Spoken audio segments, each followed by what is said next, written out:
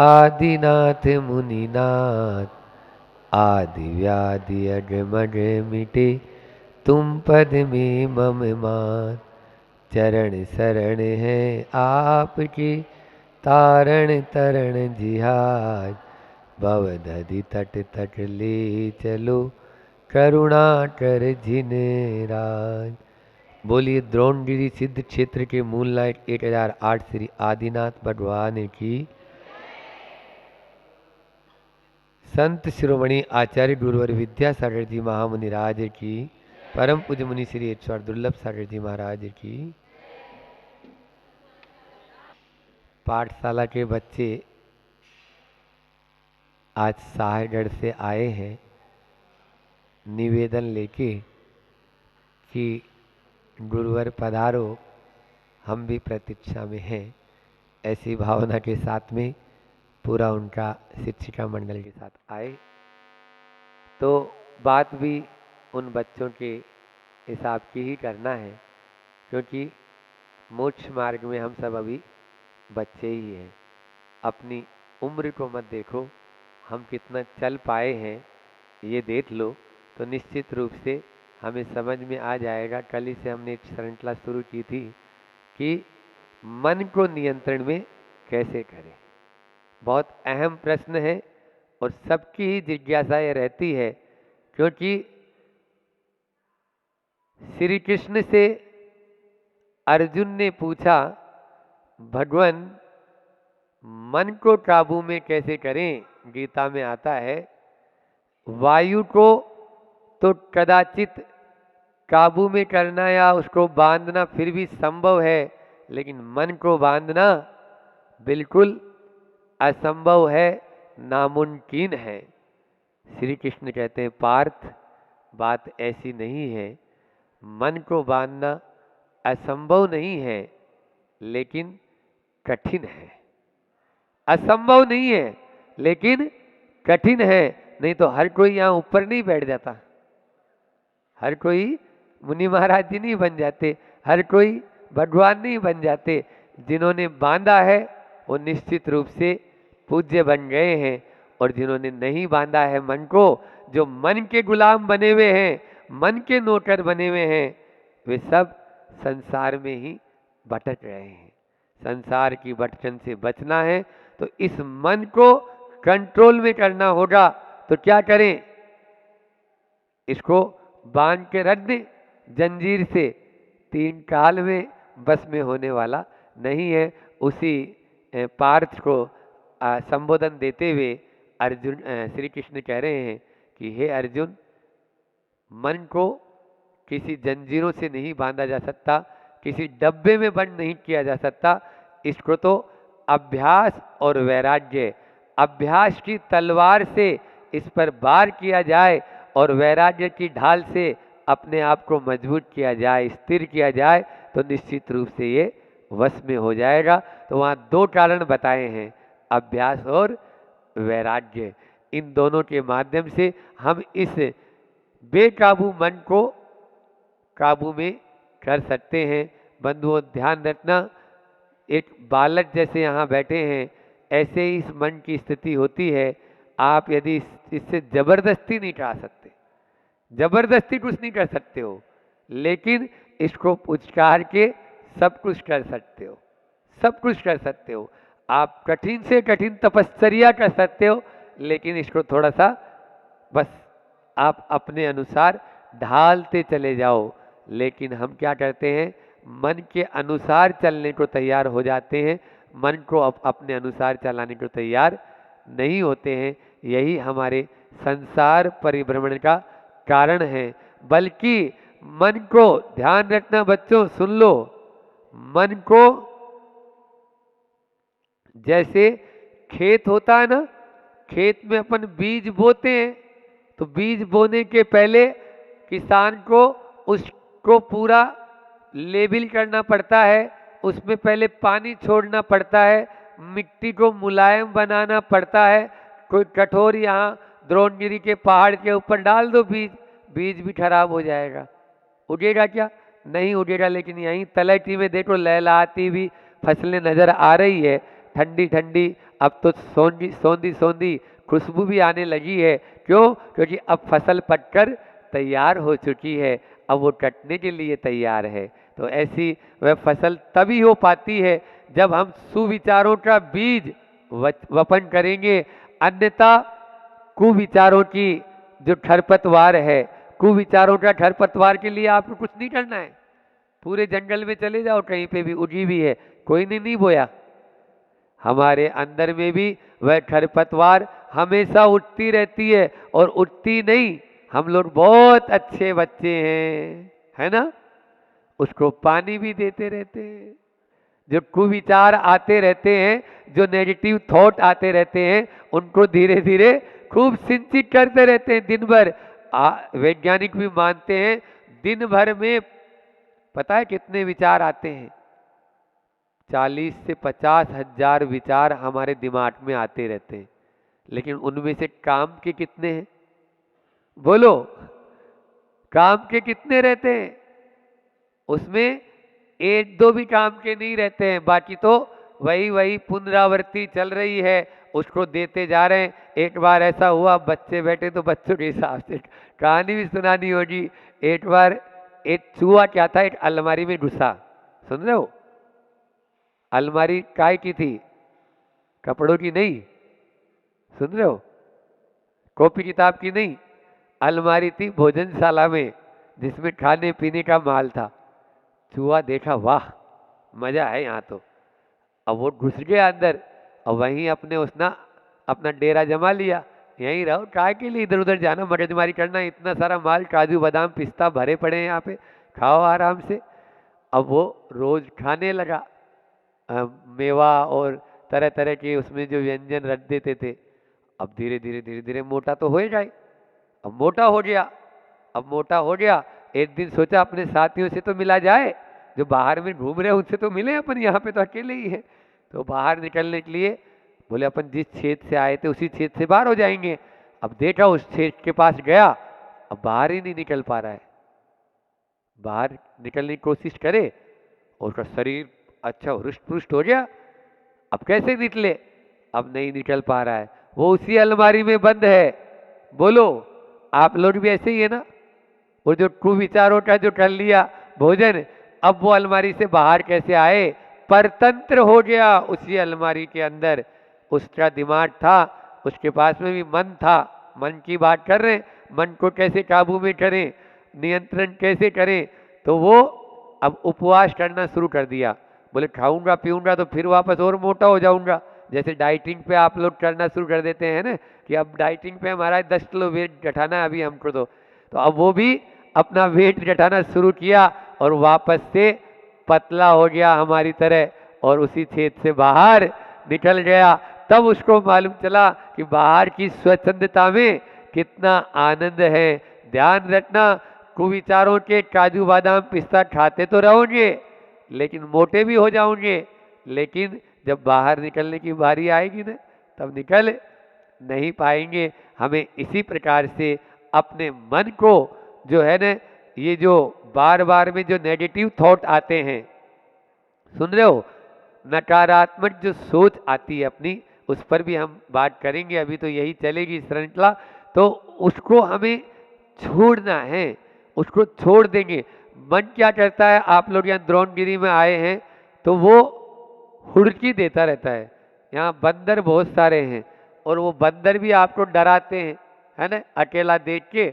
ऐसे ही मन का काम होता है। अब मन क्या करता है, हुड़की देता रहता है। जैसे ही वो बंदर आपके ऊपर ऐसे आपको दांत दिखाएगा और थोड़ा सा डराएगा, आप भी भाग जाते हैं। छोटे बच्चे होते हैं तो भाग जाते हैं, क्योंकि डर जाते हैं। और यदि आप वहाँ पर अच्छे से जम के खड़े हो जाएं, तो वो भी आपको डराएगा नहीं। समझ में आई? एक बार एक सेठ था, उसके यहाँ नौकर काम करता था। वो नौकर बोलता है कि सेठ जी, अब बहुत कुछ हो गया, अब बहुत हो गया, 2-3 साल से आपके यहाँ काम कर रहा हूँ, आप तनख्वाह ही नहीं बढ़ा रहे हो। तो सेठ जी ने कहा नहीं तो। अब वो अपना सा मुंह लेके वापस काम करना शुरू कर दिया, और 1 साल बाद में उसकी शादी हो गई। फिर बोला सेठ जी, अब मेरा शादी हो गई है, अब आप मेरी तनख्वाह बढ़ा दो। सेठ जी ने फिर वही डायलॉग, नहीं तो कुछ नहीं। लाइफ बेचारा नौकर फिर से काम करना शुरू कर दिया उसी सेठ के यहाँ। फिर 1 साल बाद 1.5 साल बाद बच्चा हो गया। अब वो फिर से बोला अपने सेठ जी को, सेठ जी अब मेरे एक बच्चा भी हो गया है, अब तो मेरी तनख्वाह बढ़ा दो। देखो आप यानी जो है ना, आप उसी तनख्वाह में काम कर रहा हूँ आज 5-6 साल हो गए हैं। बोले नहीं तो। अब वो भी नौकर भी जो है ना, नहीं तो सुन रहा था, 3-4 साल हो गए तो बोला नहीं तो उसी तनख्वाह में काम करूंगा आपके यहाँ। क्या बोला? नहीं तो उसी तनख्वाह में काम करूंगा आपके यहाँ। मन भी आपको, जैसे ही आप कोई व्रत उपवास संयम नियम ग्रहण करते हो, शील का पालन करते हो, तो वो मन जो है ना सबसे पहले आपको परेशान करना शुरू करता है। नहीं तो अब हमारे जैसा मजबूत आदमी होता है, बोले ए बैठ जा, नहीं तो क्या, नहीं तो वो हुड़की दे रहा है। आपके बाद में वो लास्ट में हार के यही बोलता है, नहीं तो महाराज आपको छोड़ के कहाँ जाऊंगा, इतना अच्छा शरीर रत्नत्रय से पावन यह औदारिक तन है आपका, इसको छोड़कर मैं वो दूसरे शरीर में कहाँ जाऊंगा। तो वो वहीं पे अपना काम करता रहता है। इसलिए उसकी हुड़की से डरो नहीं। सुन रहे हो बच्चों? समझ में आ रहा है कि नहीं आ रहा है? हाँ, वो आपको बंदर की तरह डराएगा। मन आपको डराता है। थोड़ा सा उपवास कर लिया, सिर में दर्द होना शुरू, है ना, उल्टी का जी मचलाना शुरू, हाँ, अब पित्त भड़कना शुरू, चित्त में तरह तरह के विचार आना शुरू। ये सब क्या है? ये मन की उलूल जुलूल बातें हैं। समझ में आ रही है? 2-4 बार ऐसा होगा, उसके बाद में वो अपना आप बोलेगा भैया ये अपनी सुनने वाले नहीं है। एक बच्चा घर आया, अब बच्चों की बात चल रही है, तो घर पे आया और माँ मंदिर से आई और वो रोने लगा। माँ मंदिर से आई और वो, इतने छोटे छोटे बच्चे थे, रोने लगा। तो माँ ने बोला बेटा क्या हो गया? अभी तो कुछ भी नहीं हुआ, अभी तो तुम ठीक ठाक था, अब रो क्यों रहा है? बोले नहीं माँ, मैं 2 घंटे पहले गिर गया था। माँ से क्या बोला? 2 घंटे पहले गिर गया था। फिर रो अभी क्यों रहा है? बोले वहां कोई देखने वाला ही नहीं था, वहां कोई। मन की हालत इन बच्चों जैसी है बिल्कुल। आप उसको जितना आप मतलब वो आपको नचाएगा, आप नाचते चले जाएंगे। और जिस दिन आपने एक चांटा मार के उसको बोल दिया बैठ जा चुपचाप, कुछ नहीं सुनेगी तेरी, दोबारा चोटलेट मारने की कोशिश भी नहीं करेगा वो बच्चा। समझ में आ गई? तो इसलिए मन को काबू में करना है अभ्यास के माध्यम से। और दूसरी बात क्या बताई थी? वैराग्य के माध्यम से। नियम संयम जो अपन लेते रहते हैं, छोटे छोटे नियम लेते हैं। किसी ने कहा है कि घुटनों के बल चलते चलते पांव खड़े हो जाते हैं। सुन रहे हो बच्चों? अपन जब छोटे से थे, आज अपन थोड़े बड़े हो गए, पांव पे चल रहे हैं, तो घुटनों के बल चलते चलते पांव खड़े हो जाते हैं। और छोटे छोटे नियम ही एक दिन बहुत बड़े हो जाते हैं। छोटे छोटे नियम ही एक दिन बहुत बड़े हो जाते हैं। इसलिए अपने आप को छोटे छोटे नियम से बांधते चलो। हम जब छोटे थे इसी प्रकार के नियम प्रतिदिन लेते थे, तो आज यहाँ तक पहुँच गए। आप भी छोटे छोटे नियम लेंगे तो निश्चित रूप से आगे बढ़ सकते हैं।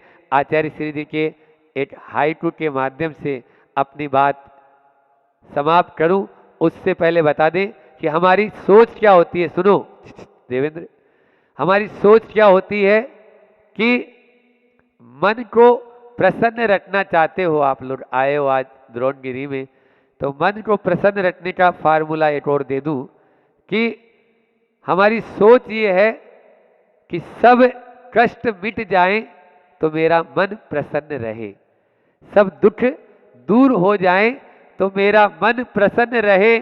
ये हमारा भ्रम है। हम मन को प्रसन्न रखें तो आपके सारे कष्ट हमेशा के लिए दूर हो जाएंगे। इसलिए मन को प्रसन्न रखो, अपने आप सारे कष्ट और दुख दूर हो जाएंगे।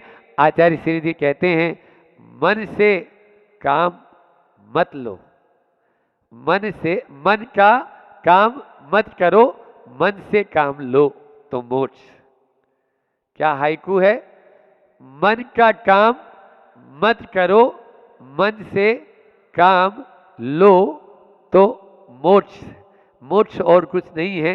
मन का काम मत करो, मन से काम लेना शुरू कर दो तो निश्चित रूप से हमें मुक्ति की प्राप्ति हो सकती है। इतना ही रखते हैं, समय भी हो गया, हालांकि अभी टाइम तो बाकी है, लेकिन पूज्य महाराज श्री जी आपको आप सुनेंगे। बोलिए अहिंसा परमो धर्म की, आचार्य गुरुवर विद्यासागर जी महामुनि राज की। आत्म के अहित विषय कषाय, ये इस पर वाचन और इस पर स्तुति पर वक्तव्य चल रहा है। और कल विषय कषाय से मतलब क्रोध, कषाय कितनी होती बच्चों, कौन कौन सी? बहुत अच्छी बात है। तो क्रोध, मान, माया और लोभ पर चर्चा चलते हुए अभी मान पर चर्चा चल रही है। तो वो मान क्या है, उस पर कल 11वां वक्तव्य हमारा, 11वां प्रवचन हमारा हुआ था। उस मान को अपन समझते हैं। कल की पहले बात को अपन रिवाइज कर लें, 3-4 प्रमुख बात जो कल की थी उसको अपन पहले देखते हैं। तो हमने शुरुआत यही की थी कि संबंध रूपी दूध के लिए, संबंध रूपी दूध के लिए अभिमान नींबू का प्रतिनिधित्व करता है। क्योंकि जहाँ जहाँ भी संबंध है और संबंध के बीच में जहाँ अभिमान आएगा, तो जैसे नींबू दूध में डालते तो क्या होता है बच्चों, बताओ क्या होता है? दूध पता है आपको? फट जाता है। ऐसे ही जहाँ भी अभिमान होगा वहाँ संबंध फट जाएंगे, ये बात बोली थी। और दूसरी बात कल ये बोली थी कि वो पहले की महिलाएं और आज की महिलाएं और बहनों में क्या अंतर आ रहा है। तो पहले की जो माँ और बहनें होती थी उनका क्या काम था? उनका काम था सहना और सबको साथ में लेके चलना, ऐसी माताएं बहनें थी। और आज पैकेज का ज़माना है, ज्ञान का अभिमान है, तो क्या है उनका उल्टा हो गया, दबाना और दबा के सबको चलाना। ये आजकल की बहनें हैं। अभिमान काय का है? एक तो वो ज़्यादा पढ़ी लिखी हो गई, ये अभिमान है। और दूसरा अभिमान क्या है? दूसरा बड़ा पैकेज हो गया, ये अभिमान है। उस अभिमान के कारण वो दबाना और दबा के सबको चलना, ये वाली बात थी। और तीसरी बात हमने आपसे करी थी कल कि अहंकार पुष्ट होता है तो मनुष्य सब दुखों को सहन करने के लिए तैयार हो जाता है। ये अहंकार ऐसा है कि वो सब दुखों को सहन करने के तैयार हो जाता है। ये एक बहुत बड़ी विडंबना है, ये एक बहुत बड़ी बात है। और उसमें हमने बात बोली थी उसका क्या कारण है, तो उसमें 2 चीज़ थी, एक मैं और एक मेरा। मैं और मेरा, मैं अहंकार केंद्रित है और मेरा ममत्व केंद्रित है। उसमें ये बात बोली थी जहाँ कि मेरा जितना शक्तिशाली उतना मैं शक्तिशाली। समझना इस चीज़ को, फिर से बता देता हूँ। मेरा जितना शक्ति, मेरा मतलब मेरी कार जितनी महंगी, मेरा मकान जितना महंगा, मेरी साड़ी जितनी महंगी, मेरी और जितनी सामग्री जितनी महंगी, उतना ही शक्तिशाली आपका वो अभिमान होता चला जाएगा। मतलब मेरा जितना शक्तिशाली उतना मैं शक्तिशाली, अभिमान, मैं यानी अभिमान बढ़ता जा। और मेरा जितना अधिक उतना मैं का विस्तार अधिक। मेरा अब मेरे पास 1 नहीं 2 गाड़ी 3 गाड़ी, मेरे पास 1 घर नहीं 2 घर 3 घर, मेरे पास 4-5 जोड़ कपड़े नहीं 40-50 जोड़ कपड़े। तो ये जितना मेरा अधिक उतना मैं अधिक, उतना अभिमान अधिक होते चले जाएगा। कल यहाँ तक अपन ने बात करी थी और आगे अपन चलते हैं, इसी को और आगे बढ़ाते हैं। मान की बात है। मान की जब बात करते हैं तो एक छोटी सी कारिका आती हैगी ग्रंथों में, अभिमानिक फलयम लक्ष्मी। मतलब क्या, इसका अर्थ क्या होता है? महाराज जी संस्कृत में आप बोलते हो, संस्कृत हमको आती नहीं, कोई बात नहीं, हिंदी भी बता देते हैं। यहाँ ये कहा है कि क्या कहा है यहाँ कहा है कि मनुष्य अधिक अर्जन के लिए और अधिक संग्रह के लिए एक ही कारण से भागता है, सिर्फ अहम पुष्ट हो इसीलिए। मनुष्य जो है आज का संसारी प्राणी है, वो अधिक अर्जन के लिए क्यों भाग रहा है, अधिक संग्रह के लिए क्यों भाग रहा है? अगर हम उसका एनालिसिस करें तो उसका एक ही बात होगा, अहम पुष्ट करने के लिए, अपने आप को बड़ा बनाने के लिए वो संपदा के पीछे भाग रहा है, और कोई कारण नहीं। लेकिन याद रखना, अधिक अहंकार का आहार है, अधिक अहंकार का आहार है। इस बात को ध्यान रखना। जब जब भी आप अधिक की ओर जा रहे हैं, मतलब आप अहंकार को पुष्ट कर रहे हैं। आप जैसे मान लीजिए आहार ग्रहण करना अगर आप बंद कर देते हैं तो शरीर आपका जीवित रहेगा क्या? बताओ, रहेगा? रहेगा शरीर जीवित? आपने आहार बंद कर दिया तो शरीर जीवित रह सकता है? नहीं रह सकता। उसी प्रकार अगर आप ये जो अहंकार है, इस अहंकार का आहार क्या है? अधिक की जो चाह है, अधिक संग्रह करने की जो इच्छा है, ये अहंकार का आहार है। क्या है अहंकार का आहार? क्या है? अधिक की इच्छा। तो अब ये अधिक के पीछे अगर आपने भागना बंद कर दिया तो ध्यान रखना वो आपका अहंकार समाप्त हो जाएगा, वो आपका मान समाप्त हो जाएगा। उस मान को समाप्त करने के लिए अधिक की भावना को अपने मन से बाहर करना होगा, तब जाके कहीं आप अपने उस अहंकार को समाप्त कर पाओगे, उस मान को समाप्त कर पाओगे। अलबत्ता शरीर को अधिक आहार से आप दूर रखते हैं, है ना, वो मन तैयार हो जाता है, कभी भी ज़्यादा नहीं खाता है, अधिक से दूर रखता है और अधिक खाने को तैयार नहीं होता। लेकिन ये जो मन है ना, अधिक सामग्री और अधिक धन के लिए दूर करने के लिए तैयार होता है। बता, होता है क्या? कभी ऐसा मन हुआ कि नहीं मेरे को कम पैसा चाहिए, जितना है उतना पर्याप्त है? कहीं मन हुआ बस इतने ही जोड़ कपड़े ठीक है, अब अधिक कपड़ों की आवश्यकता नहीं है? कभी तैयार हुआ? नहीं हुआ। ये जो क्यों नहीं हुआ? क्योंकि वो हमारे लिए अभिमान को पुष्ट कर रहा है। जितने कपड़े उतना अभिमान, जितना धन उतना अभिमान बढ़ता जाएगा। इस बात को ध्यान रखना आप। जितना जितना आपका सेटअप बढ़ता जाएगा उतना उतना आपका अभिमान बढ़ता चला जाएगा। अभिमान का बढ़ना मतलब आपकी जो जितनी सामग्रियाँ हैं उनका बढ़ना। वो सामग्री जितनी बढ़ती है वही आपके अभिमान को बढ़ाते चली जाती है। इसलिए कह रहे हैं कि अधिक को हम जितना कम करेंगे उतना ही हम बढ़ते चलाएंगे। आखिर ऐसा क्यों? ऐसा क्यों हो रहा है कि अधिक आहार शरीर की स्वस्थता के लिए बाधक है? ये तो मन जानता है, इसलिए आहार नहीं करता, है ना। नहीं, 4 रोटी 5 रोटी, 5 रोटी से ज़्यादा नहीं, क्योंकि मालूम है अगर ज़्यादा खा लेंगे तो क्या होगा? बताओ ना क्या होगा? बीमार पड़ जाओगे। पर अधिक सामग्री और अधिक संग्रह के लिए आत्मा को मन क्यों नहीं? क्योंकि उसको ये नहीं मालूम कि जितनी अधिक सामग्री हम इकट्ठी करते जा रहे हैं और जितना अधिक संग्रह करते जा रहे हैं, ये हमारी आत्मा को कलुषित करेंगे, ये हमारे परिणामों को कलुषित करेंगे, ये हमारे कल को खराब करेंगे। इस बात को मानने के लिए मन सहजता से तैयार नहीं है।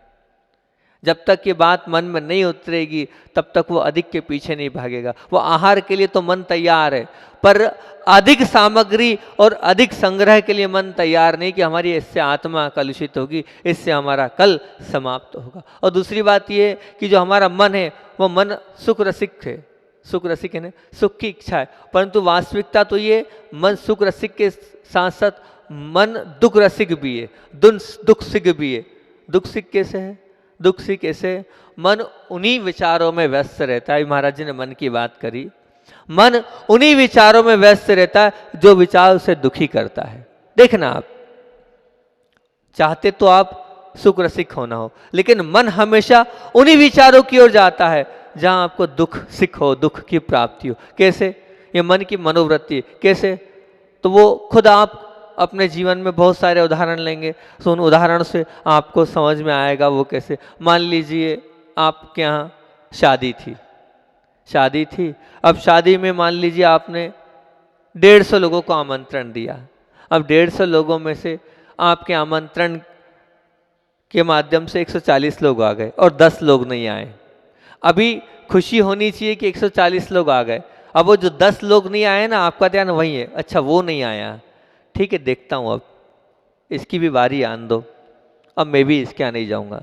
अभी सुख का माहौल है, घर में शादी है, उत्सव का माहौल है, लेकिन कौन नहीं आया है उससे दुखी हैं आप कौन नहीं आया है उससे दुखी हैं। तो आप कहाँ जा रहे हो?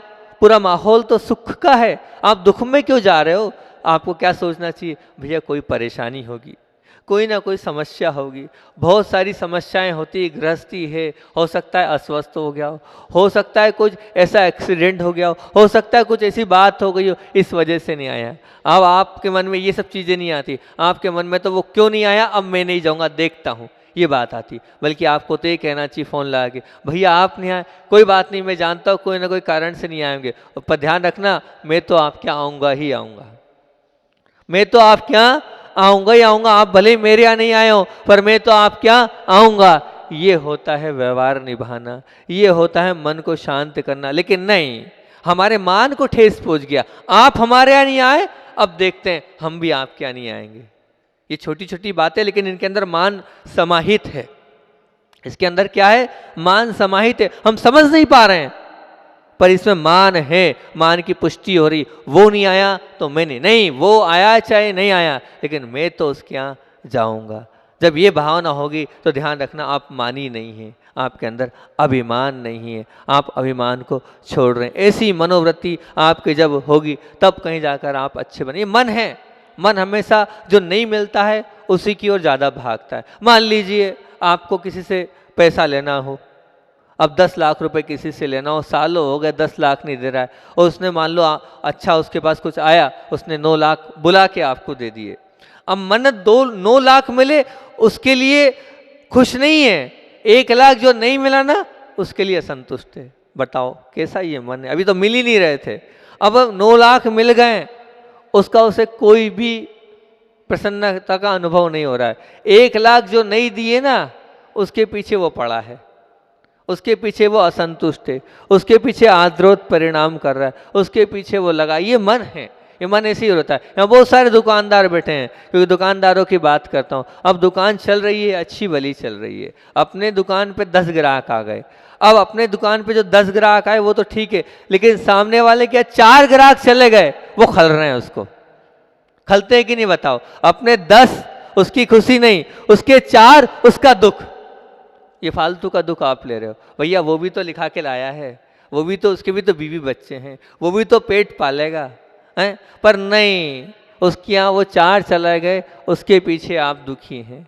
वो आपके मान को ठेस पहुंचा रहा है, वो आपको असंतुष्ट कर रहा है। तो ये जो चीज़ें हैं, इन चीज़ों के कारण तो हमारा जो जीवन है वो नरक की ओर जा रहा है। 10 लाख नहीं मिले हमारी वहीं की ओर, 1 लाख, 10 लाख में से 1 लाख नहीं मिले हमारी उसी की ओर दृष्टि है। हमारी दुकान पर वो 4 ग्राहक नहीं आए, हमारी दृष्टि उसी की ओर है। हम मान लीजिए पाठशाला में बहनें पढ़ा रही है, बहुत अच्छा, पढ़ाने का काम क्या बहुत बड़ी बात होती है।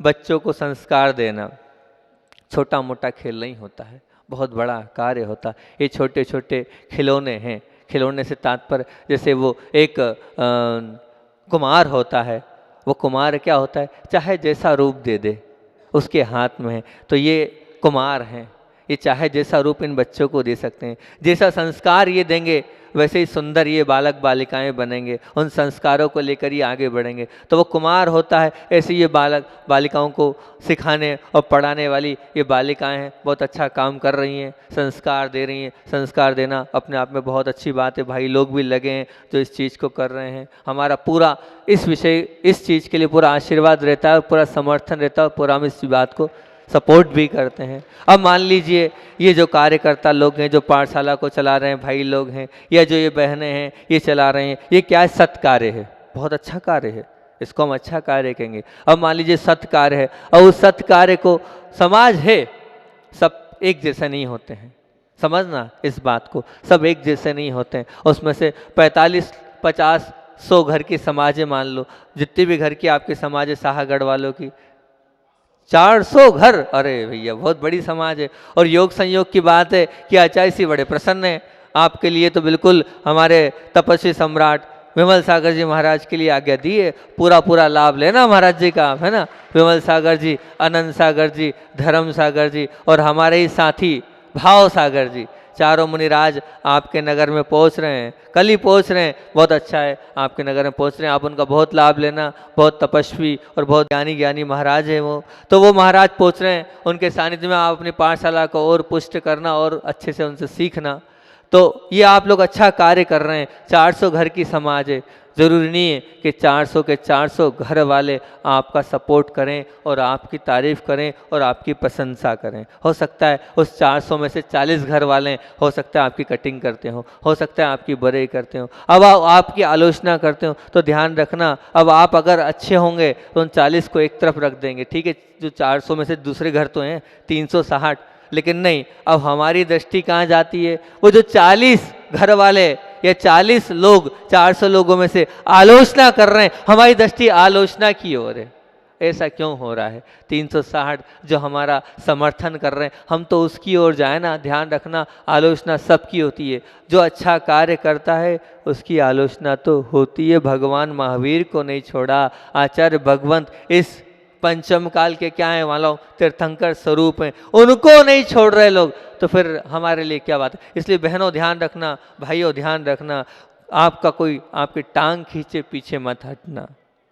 वो तो बोलेंगे, उनका काम है बोलने का, वो उल्टा सीधा बोले, इस कान से सुनना और इस कान से निकाल देना, नहीं तो ये समाज का कार्य आप आगे बढ़ ही नहीं पाओगे, कार्य कर ही नहीं पाओगे। तो यह अपने आप को तैयार रखना, हम बड़े हैं तो सुनने के लिए बड़े हैं और सुनेंगे, तभी आप आगे बढ़ पाओगे। इस बात को ध्यान मत रखना कि वो 40 लोग हमारे लिए कुछ भी बोल रहे हैं। ये बात अगर ध्यान रखोगे तो कभी आगे बढ़ नहीं पाओगे। और दूसरी बात, एक बात और आपको इस ईमान के विषय में बताते हैं कि एक बात बताओ, ये जो पेट है, ये भोजन की चर्चा चल रही, याद आ गई, मिठाई खाने से इनकार करता है कि नहीं? क्यों बच्चों, रसगुल्ले कितने खाओगे? 1 2 3 4 5 10, कहीं तो आप रुकोगे कि नहीं रुकोगे, कि खाते ही जाओगे? कहीं तो पेट कहेगा नहीं, कहेगा कि नहीं बताओ? कहीं तो कह देगा नहीं भैया बस 15 20 के बाद। कहीं तो ओम होगा, ओम आचशी, ओम का मतलब होता है बस रुकना, मतलब कहीं तो कह दोगे बस भैया ठीक है।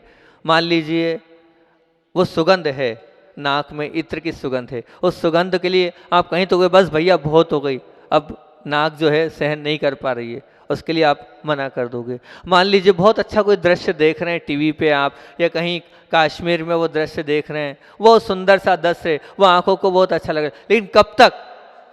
एक सीमा होगी, उस सीमा के बाद ना तो आप वो कह दोगे नहीं भैया नहीं देखना, बंद करो, अब आराम चाहिए इन आँखों को। मतलब वो पेट भी आराम मांगेगा, वो नाक भी आराम मांगेगी, और नाक के बाद वो नेत्र भी आराम मांगेगी। लेकिन एक अच्छी बात आपको बताता हूँ, ये जो कान है ना, ये कान प्रशंसा के शब्द सुनने के लिए कभी इनकार नहीं करता है।